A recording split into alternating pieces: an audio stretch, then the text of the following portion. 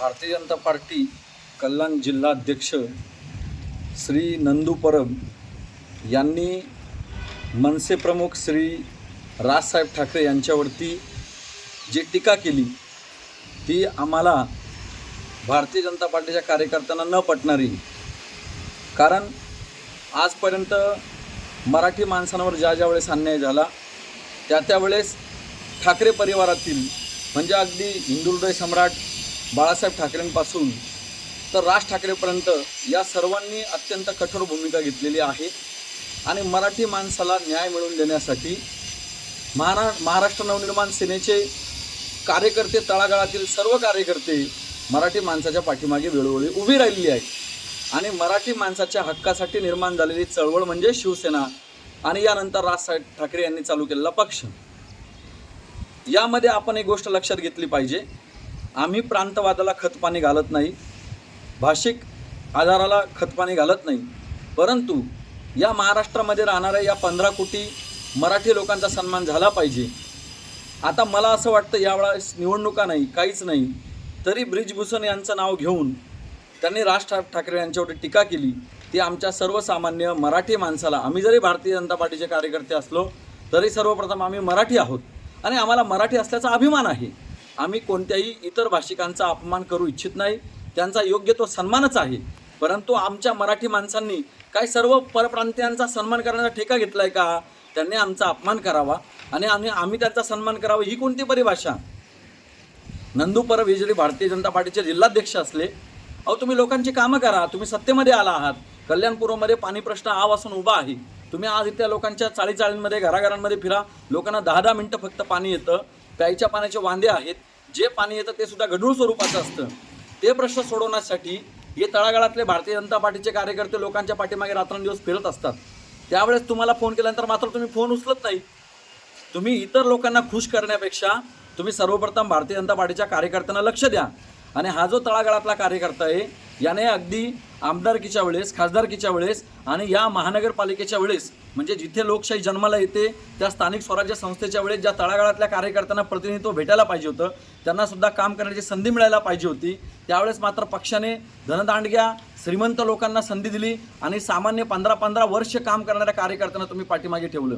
हरकत नाही, तरी आम्ही समाधानी राहिलो, चला आमच्यामधले का असेना कोणीतरी आज नगरसेवक पदावर विराजमान झाले। इथल्या सर्व भारतीय जनता पार्टीच्या कार्यकर्त्यांनी स्वतःचा अपमान गिळला आणि राष्ट्र प्रथम नंतर पक्षाने शेवटी स्वतः ही आयडियोलॉजी लक्षात ठेवून या कार्यकर्त्यांनी पक्षासाठी बलिदान दिले। परंतु आजची परिस्थिती अशी आहे, जिल्हाध्यक्षांना फोन केल्यानंतर जिल्हाध्यक्ष फोन उचलत नाही कार्यकर्त्यांची। मी माझ्या कॉल लिस्टवरून तुम्हाला दाखवू शकतो, एकदा नंदू परबांनी आमचा फोन उचलला नाही।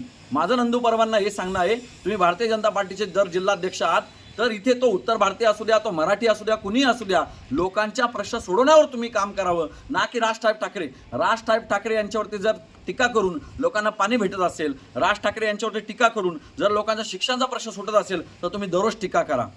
पण इथे मात्र तुम्ही हे राजकारण वेगळ्या दिशेला नेताय।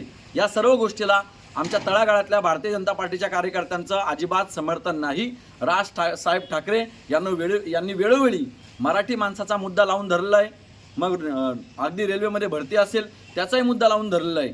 आणि मला नंदू परब साहेबांना हे सांगायचं आहे, अगदी 4 दिवसांपूर्वी मी त्यांना फोन केला होता की माझी जी साली आहे म्हणजे तिचा मुलगा, त्याला मला वाटतं काहीतरी करन्सी प्लेट्सची एम्प्लॉयमेंटची भरती होती आणि त्या भरतीचं जे सेंटर आलं होतं ते हैदराबादला आलं होतं आणि अगदी 4 दिवस पूर्वी त्या मुलाला हॉल तिकीट देण्यात आलं। आता मला सांगा, महाराष्ट्रातला तो मुलगा मुंबईमधून हैदराबादला त्याला रिझर्वेशन मिळतं का वाईन मुवमेंटला? आणि तो एवढ्या लांब एवढ्या गर्दीमध्ये कसा बसून जाईल तो विद्यार्थी? त्याला तिथे हॉटेल मिळणं म्हणजे विद्यार्थ्यांच्या एका बाजूला हाल होत आहेत।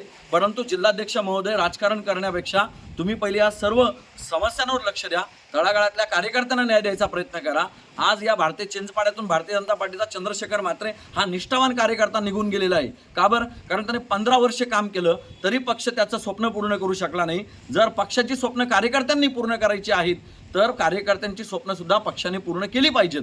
आणि तो चंद्रशेखर म्हात्रे निघून गेल्यानंतर आमच्यासारखे जे काही 2-4 निष्ठावान कार्यकर्ते उरलेले आहेत, तुम्ही त्या लोकांकडे बघणं महत्त्वाचं आहे। म्हणून मी पुन्हा एकदा सांगतो, भारतीय जनता पार्टीचे जिल्हाध्यक्ष नंदू परब यांनी राजकारण करण्यापेक्षा हे जे सामान्य कार्यकर्ते आहेत ना, यांच्या समस्या सोडवण्यावर, लोकांच्या प्रश्नांवर लक्ष दिलं पाहिजे। आज तुम्ही बघितलं तर नेवाळी नाक्यापासून तर चक्की नाक्यापर्यंत रस्त्याची दुरावस्था झालेली आहे.